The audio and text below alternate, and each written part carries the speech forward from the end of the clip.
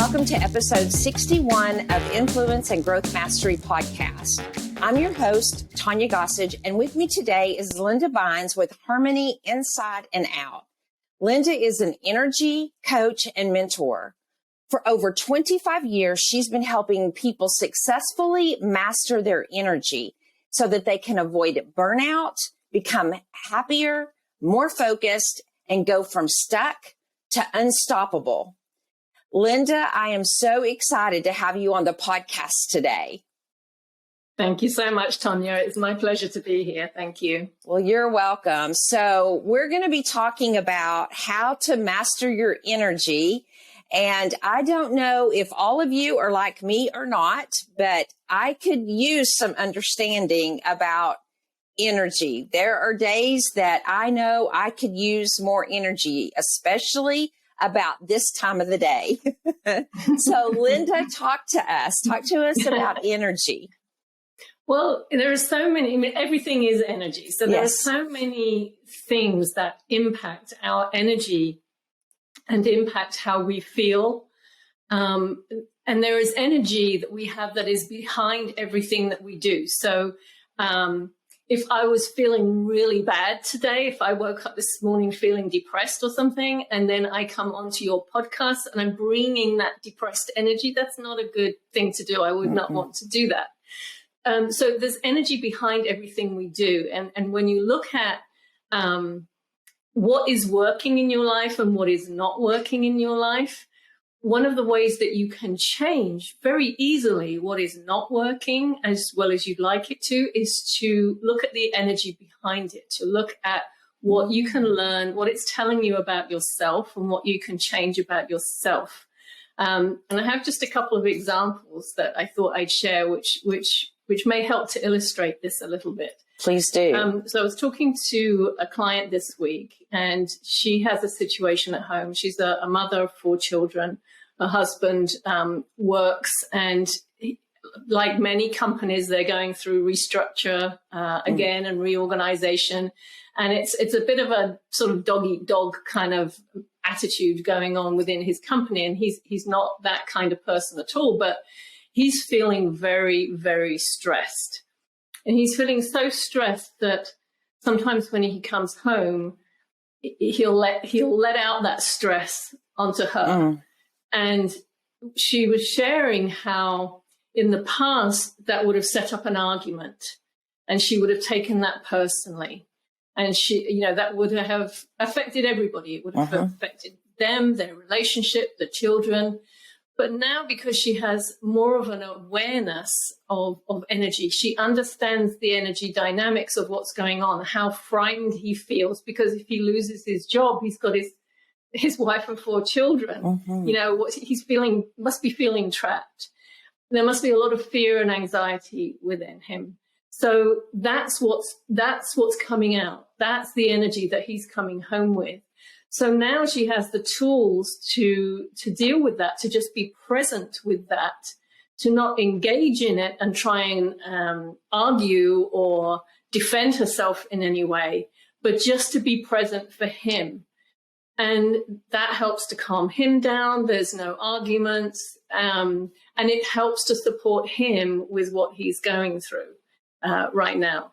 Now, in the past, she didn't know how to do that. So, they may have been divorced by now. I don't know. It would have just created a lot of chaos in their home. But with this understanding of, what is the energy behind what's going on with him? Is that fear, that anxiety, and he's got nowhere else to go with that other than at home. And I think that happens a lot. I think we've all experienced that kind of thing.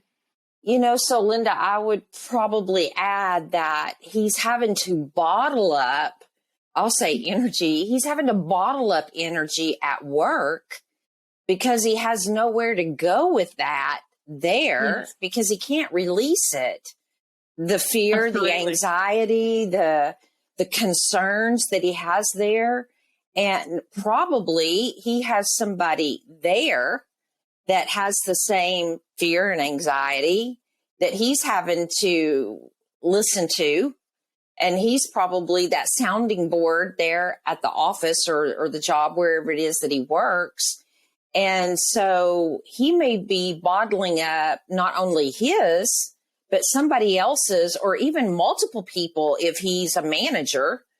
And then when he does come home, it's the pressure cooker lid pops off. And, thankfully she does know how to handle that. Well, that's exactly right. And if you've ever been in a corporate situation, yes. working in a corporate job where they're restructuring, the whole energy of the organization, there are people huddling in corners. Will I be next? Who will be next? What's going on? Nobody's telling you anything. So there's that, he's dealing with that whole energy of that on a day-to-day basis. Mm-hmm. And then the fear of what will happen if he loses his job and how will he support his family. You can imagine it's like a pressure cooker that's got to be released somehow. Mm-hmm. And if she can see it as, well, I get to support him through this by being the sounding board, and not taking this personally, then that's supporting everyone, right? Mm-hmm. But if the moment she says, well, this is personal, that changes everything. Then there's the retaliation, and then there's arguments. And so, so that's exactly what I mean by the energy. So there's, like you said, there's not only his energy, but there's the energy of everything that's going on in that work environment. Mm-hmm. And so many people are experiencing things like this on a day-to-day basis. Yes, and you can imagine if somebody comes home and they've had to be dealing with that all day, and they've got nowhere for this energy to go, no way of releasing that. It's going to be released in the place where they feel safe, with the people they feel safe with. And mm-hmm. that doesn't always go well, if you don't have that understanding. So this energy awareness, I say it's one of the most important life skills you can have, because not only does it help you to understand yourself, but it helps you to understand and interact with other people more effectively and have more empathy. Mm-hmm. And she knows now, because of the work we've done together, that if she starts taking things personally, if what he says or what he does triggers something for her, maybe some anger or resentment, then instead of making that about him, she knows now to look at her. That's her own stuff that's been triggered. So let me look at that. Mm-hmm. Mm-hmm. You see? So there are so many things that impact that. There's the whole work situation. The more she can create a stable environment for him at home, mm-hmm. the more she's going to support him. But also the more that's going to support her. So it's this cycle of energy. We can choose to be resentful. We can choose to be angry, and it isn't fair. He shouldn't take it out on me. This shouldn't be happening. But with that empathy and that understanding of what someone else is going through, it helps you to be able to interact with that person a lot more effectively and not necessarily take things personally. I would agree. I have been in that situation. I left that situation myself in a culture shift, culture change, many employees, being let go, many leaving on their own. And so I know the type of stress that can cause, because I've, had conversations with many individuals that have also, gone through that same thing. And so I would say that the things that helped me tremendously, and you may speak to this or may not, but I remember I had a leadership consultant that worked for us at one point in time, taught me breathing exercises that I used during that time frame, and then just relaxing to the music of an ocean, because that was one of the things that, calmed me down, was the sound of an ocean. And, just those types of things. But then I also remember coming home, and if I didn't have to take out the trash and I didn't have to do laundry immediately. So I'm thinking about this wife who could have had things done for him that he didn't have to take care of, would also eliminate the stresses at home to help him not to have so much on his plate at the end of the day when he was already the pressure cooker, coming home. So are there any of those types of things that you could speak to? Yes, absolutely. And what you did was very smart, because it's about really knowing what energizes you, knowing what drains you. If you get overwhelmed, if you get stressed, what kinds of things help to calm you down?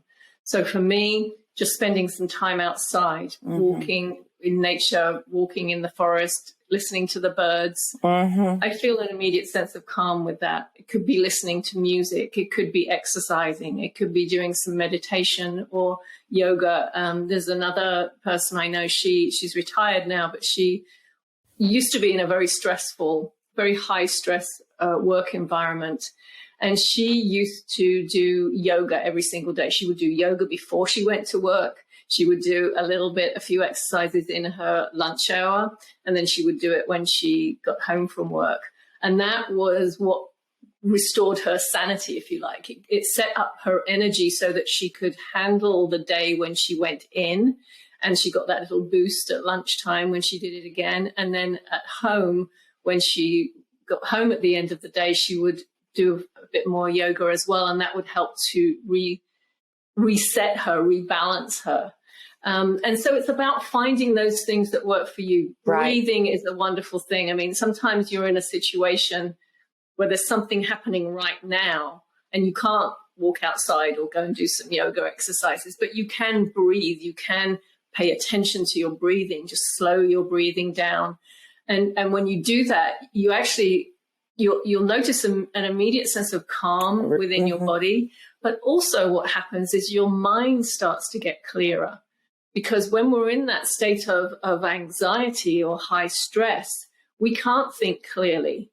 Our bodies are just so overwhelmed with how we're feeling. So just doing a few deep breaths from our abdomen, just noticing your breathing, slowing it down, calms your body, and then brings a little more clarity to your mind so that you're able to deal with the situation much more easily. When you just were talking about the breathing and finding whatever works for you, I recall that for over a year, I was going to physical therapy for an arm injury, and I had this arm x-rayed and everything, and they could not find anything wrong with this arm. And again, over 12 months for physical therapy. And they couldn't figure out why the arm wasn't getting better. And they were like, and we had gone through where insurance had stopped paying for it. But the physical therapist was like, we don't want to just let you go with still having this problem. So they just continued to let me come, and were only charging me what I was paying before, and just letting me pay as though insurance was still covering it, which I thought was great of them to do that. We'd become friends. They'd gotten to know me so well. And so after I left the company, a week and a half to 2 weeks later, Linda, I kid you not, I was like, my arm is not hurting. And I went back in for my session, and they are like, so how's your arm? And I'm like, my arm, it's well. And we determined, because it was like when I left the company, I literally, when I walked out that day, it was like I could feel this bulldozer just crawling down my back. It was just such a it was just such a relief of it was stress. I know what it was. It was stress, just crawling down my back. And I felt so much better that day. But a week and a half to 2 weeks later, no kidding, my arm gone. And so we were like, that was stress that was in my arm that we couldn't get to go away. And I was doing therapy every week on this arm. And I've not been back since for that.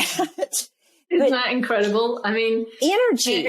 Yes, energy. And you bring up such an important point, because we do store stress and the energy of stress in our bodies.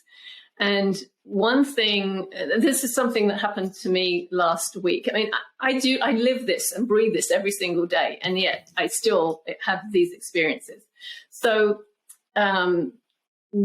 even when you've worked through past traumas or past stresses, so let's say you didn't have a happy childhood or something happened as you were growing up, something like that. And maybe you've been to therapy or you've worked through it, you've done a lot of inner work, and you're at peace with that now. It doesn't bother you anymore. It doesn't upset you to think about it anymore. And so you kind of think you're done with it, right? But we actually store the energy of that still within our bodies. And this is something I experienced very intensely last week, which kind of caught me by surprise. So growing up, like many people, I didn't have a great childhood, but I had a lot of guilt and shame and feeling that I was not good enough as I am, right? So the core belief that I'm really not good enough as I am.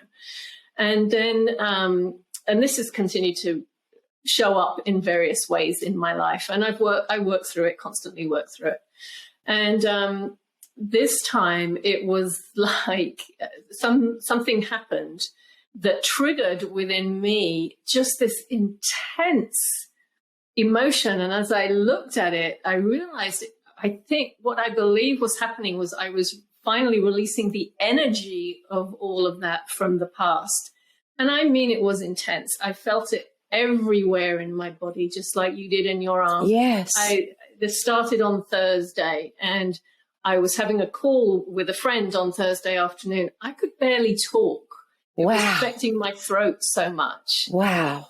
So, see, this is the power of energy. So if, and I understand when you feel something that intensely, it's horrible. It is. Feel it, and you will do anything to not feel it, right? And this is why people often numb themselves. It could be with alcohol or food or something like that.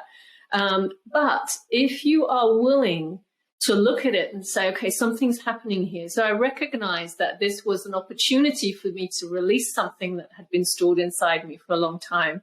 If you're willing to go through it and let yourself kind of work through it, then you start to release it, and it can have no hold on you anymore.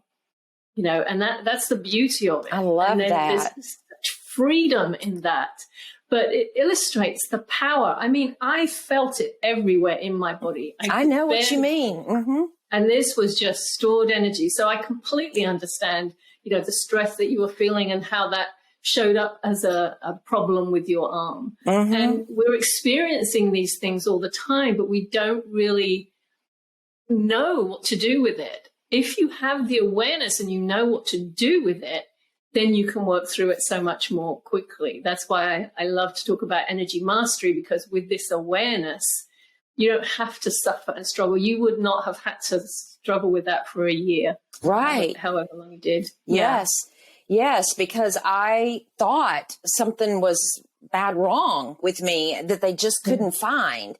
And years earlier than that, and I had a conversation with someone that I met in an in a networking meeting just last week, who has a relative that is struggling with migraine headaches. Years ago, same thing. I had really bad migraines for months, and I went through all the testing, thought I had a brain tumor, thought all these things. They couldn't find anything. And still to this day, I get occasional migraines, but I take lots of migraine medications today, but I don't have them often like I used to, and I count it as to I'm not in those stressful situations anymore. Mm-hmm. But I struggled with those for so long, and they never could figure it out. And at all the doctor's appointments that I went to, and then it was months later, I went to the dentist and found out that my jaw was off a little bit. And so he was like, I think you're grinding your teeth at night. Let me make you this mouth guard and see what that does. And do you know that grinding my teeth at night, which he said was probably from stress, that was giving me more than likely those headaches. Yeah. And so when I started wearing that mouth guard, that helped tremendously. And so this gentleman the other day was sharing with me that his brother was in the hospital and they couldn't find out what was wrong with all these migraines. Well, I started asking him, does he have a stressful job? Does he, I started off with stress, and has he been through some trauma? And, I started off with all of those things, and then ended with, does he grind his teeth at night? Could he have TMJ? And, get him to the dentist, get him to the chiropractor, get him to those things. But if he's dealing with any type of stress, that could be it, so, yes. But I understand what you're saying about the energy, because I now know that when I have significant stress in my shoulders, in my arms, in my legs, that I need to just step back and realize what it is, and that Tonya needs to take a break, and she needs to realize who she is, what she's doing, what her goals are, what she's trying to do, and come to realization what's going on in her body. Yeah, you're so right. I mean, one of the best things we can do, we're so used to powering through things. I was really good at that. I was too. You feel some things, I haven't got time to feel this. Let me just, I got things to do. But the power of just stepping back and really looking at that and saying, okay, what's this telling me? It's telling me I need to take care of myself. Mm-hmm. And we think, I don't have time to take care of myself. But you don't have time not to, because that's not going away anywhere. If you just take, even if it's just a few minutes, to just take a break, breathe, get outside, do something good for yourself, reset your energy. You'll be amazed that the energy then that you are able to bring to your job, whatever it is that you're doing, you'll have so much more energy. We get exhausted and drained very often because we're trying to do too much, because we're not aware of the energy that's going on around us and how that's impacting us, or because we're just not taking care of ourselves. Right. And just learning how to step back, it will actually help you accomplish so much more, and you'll be so much more efficient and effective when you do, if you take the time to really reset your energy and take care of yourself in that way. Because you wouldn't try to force your car to go if you're running, if you're practically out of gas. What's going to happen? It's going to stop. Right. And so will you. Right. But we are so capable of tolerating so much. And we're almost proud of that, aren't we? It's like, no, I can handle it. I can handle it. I can do it. I can push through. Yeah. We keep going and we keep going. And honestly, you are not doing anybody around you any favors when you do that. You're not doing yourself any favors, and you're certainly not helping the people who are around you either.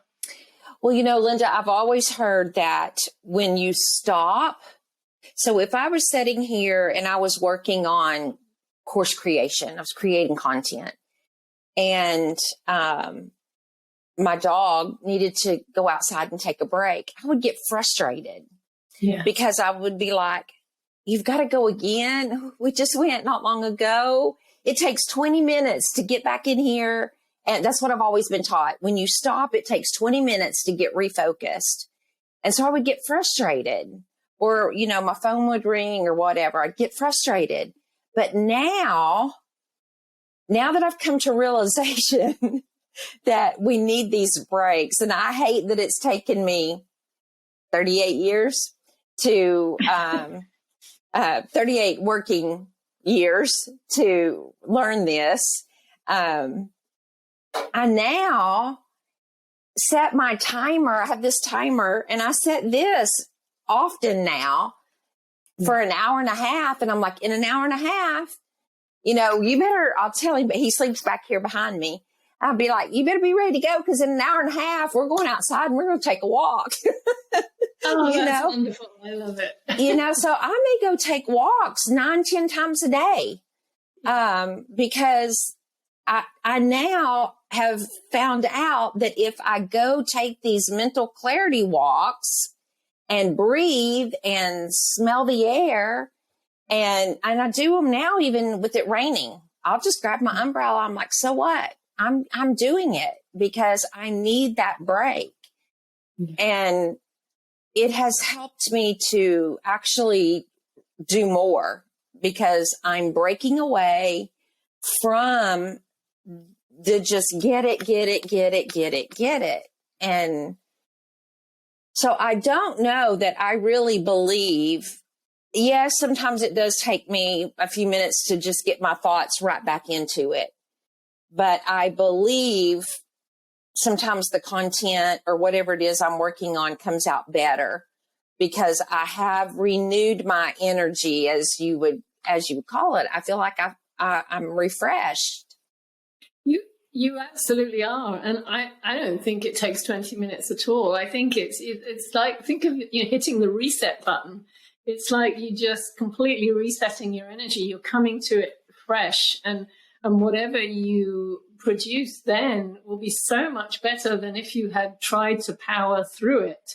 And yet we're so conditioned, aren't we, to believe that to stop is weakness, to take care of yourself is weakness. If you can't power through it, if you can't do more and more and more, that somehow that is weakness. And it is the opposite. In fact, it is strength. It takes strength to say, no, I need a break right now. I need to go and walk the dog, and I'm going to come back, and you are now reset and re-energized and ready to go. Mm-hmm. I admit it. I admit it to my audience. Yeah. I admit it, because I used to think that it was not a good thing to take the break. Mm-hmm. And I'm learning that we need those breaks. Yes. And I've been conditioned to be a workhorse. Yes. I've been conditioned that that's who I needed to be. Mm-hmm. And I'm having to, I have some good coaches who are teaching me to unlearn what I've been taught all these years. And I'm thankful for that. Yes. It is. That's exactly what it is. It's an unlearning. Mm-hmm. And in the unlearning, we learn how to reconnect to ourselves, to our bodies, and to what we need. You know, because there's not one formula. You can't say, well, if everybody follows this exact formula, you work for 20 minutes and then you take a break for 5 minutes. You know, you can't say that. It doesn't work for everybody. Mm-hmm.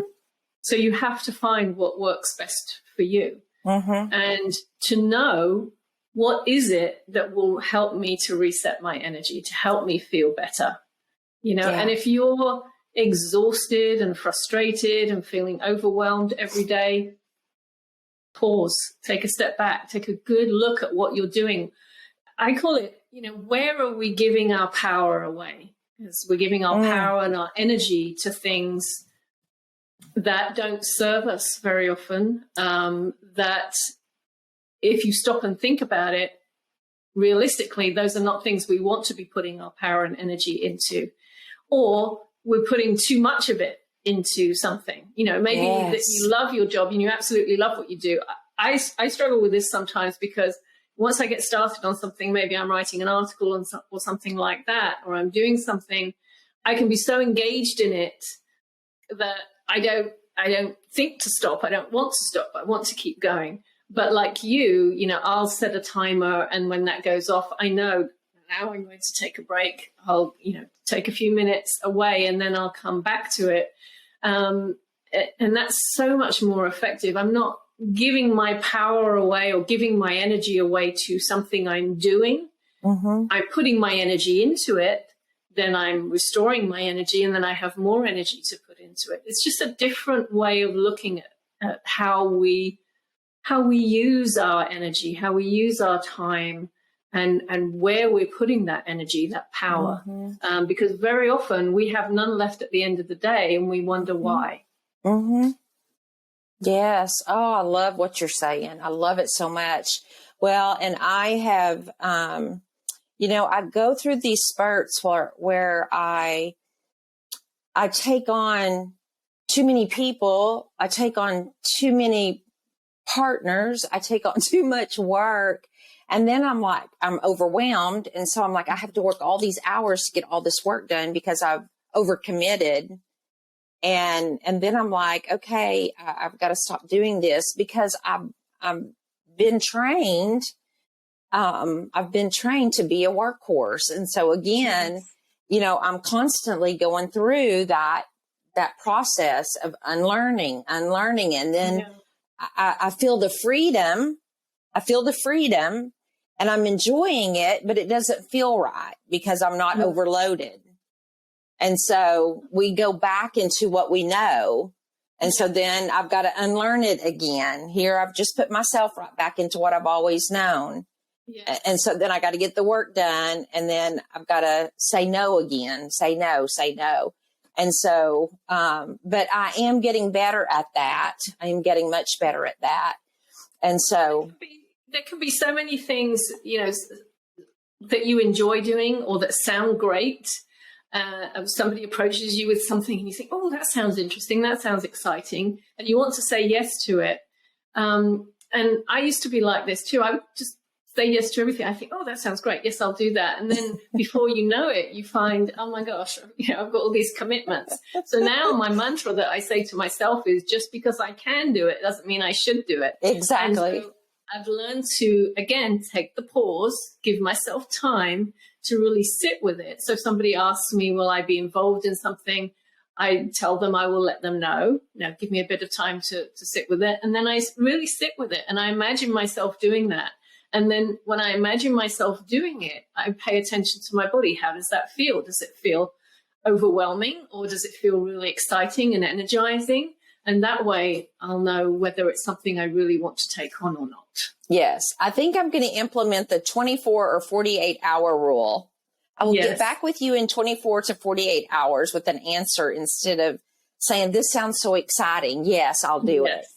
Yes. And instead saying, it sounds exciting, but I need 24 to 48 hours to come back to you.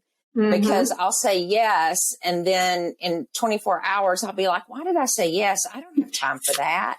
Yes, exactly. Exactly. And when you're conditioned to be that person who's doing all the time, it is so easy to say yes to everything that comes your way. And one other thing I just want to point out energetically is the importance of our environment. We've talked about how we can reset our energy, and so it's not just when you're working away from the home, like if you're working in an office environment and you come back, that you want your environment to really support you and to be like your sanctuary where you feel you can really just kind of be yourself and restore your energy. But if you work from home, that's even more important. In fact, any workplace, any place where you work is just as important as your home environment, because the energy that is there impacts you tremendously. I mean, if you have a lot of, really big cluttered environment, a lot of things everywhere. Let's say you had a really busy, awful day at work, and then you come home and then you've got laundry piled up and dishes in the sink and, a mess everywhere. That's not going to support your energy. So environment is a crucial part, and it's something that's within our control. and you'll be amazed. I always tell people, if you want to see some energy shift quickly, just get rid of stuff. Just find things that you no longer need, use, want, or love, and get rid of them, because that will change some energy and help you feel better very quickly. That is a great tip. Great tip. Yeah, I actually have a client who says anytime, and she's always done this. I don't know where she first heard it, but she said, anytime I want new clients, if I'm struggling for work, she said, I just go through my files and I let go of, old past clients, things that are no longer current. And she said, they just start coming in. Wow. Right away after I've She done makes that. room. She makes room for the new client. For it. Mm-hmm. Exactly. Mm-hmm. And that's a good question to ask ourselves. What are we making room for in our lives? Mm-hmm. In your professional or personal life? Exactly.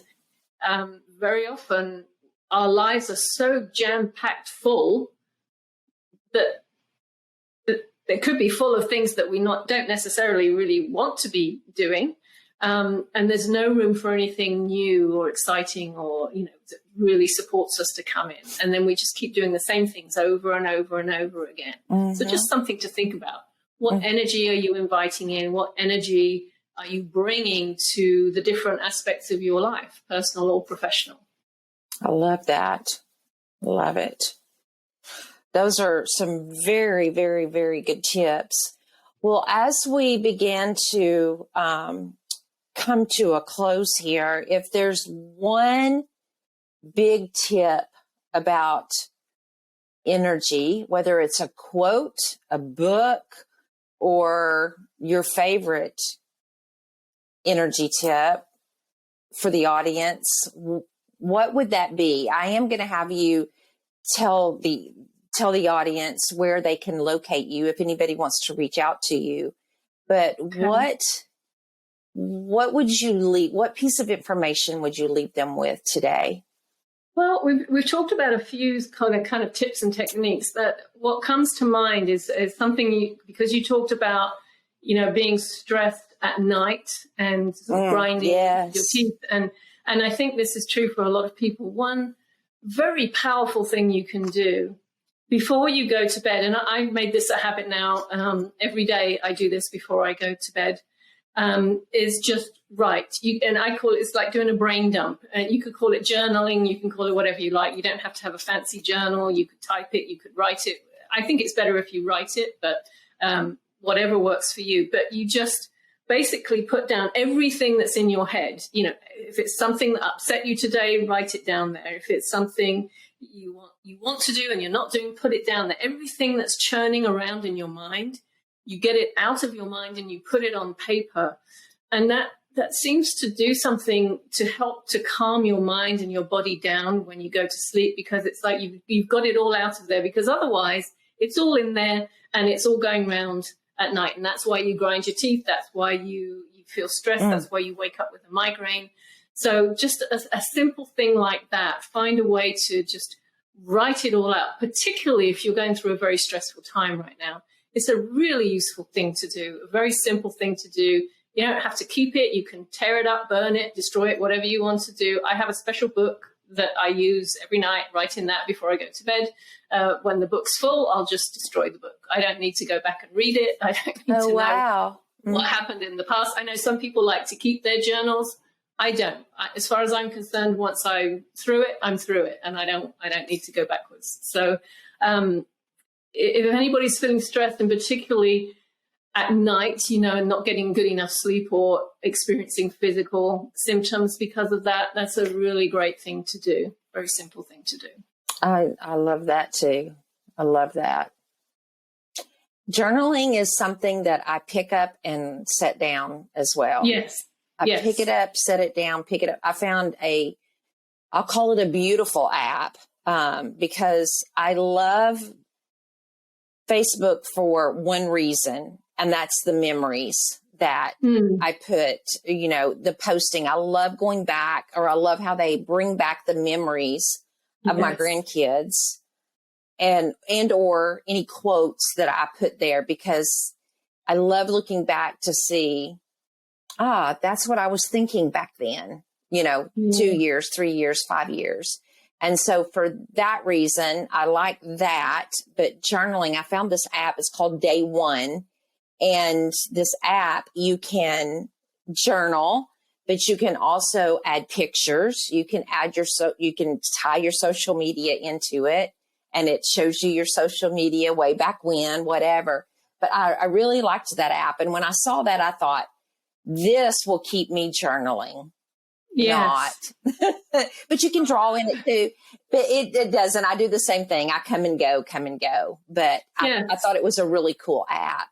But Well, I've always done that, come and go with journaling. And you have to be careful with it because it can become something that you feel you have to do. Oh, I've got to do my journaling again.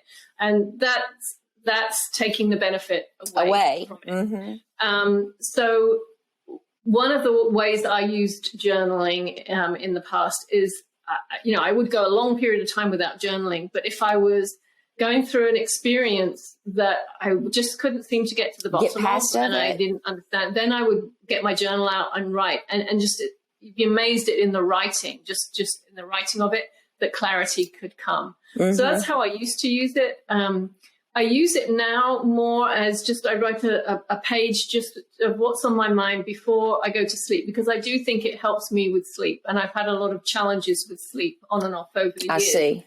So that's why I use it. So I think, get rid of the idea that there's a right way and a wrong way to journal, that you have to do it for 20 minutes every day and it has to be at this time or any of that.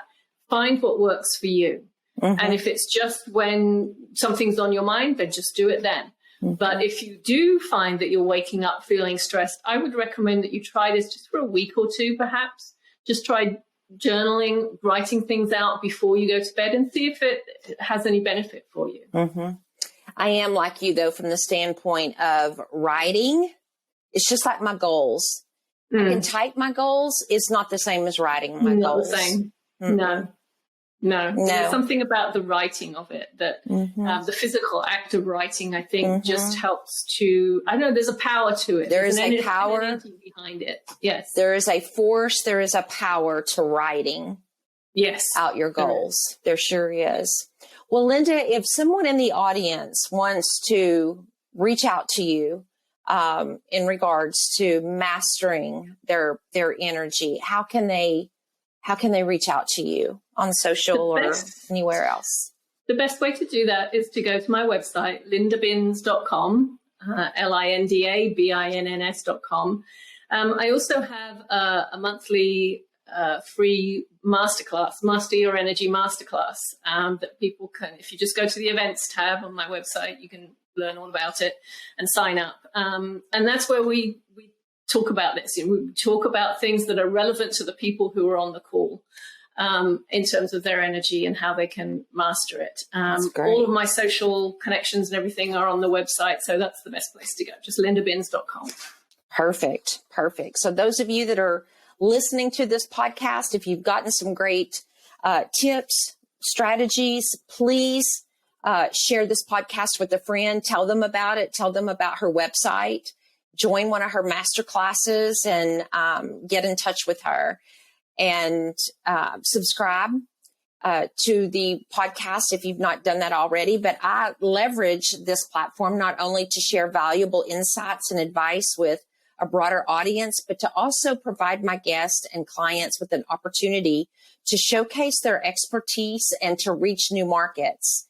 This podcast serves as a hub for entrepreneurs and small business owners to connect, collaborate, and to learn from one another, which will expand their networks and their resources. I appreciate you listening and helping the world by sharing these words. Thank you for being an active listener and a subscriber. I'll be back soon, as you know, for another episode. Goodbye, and I love you.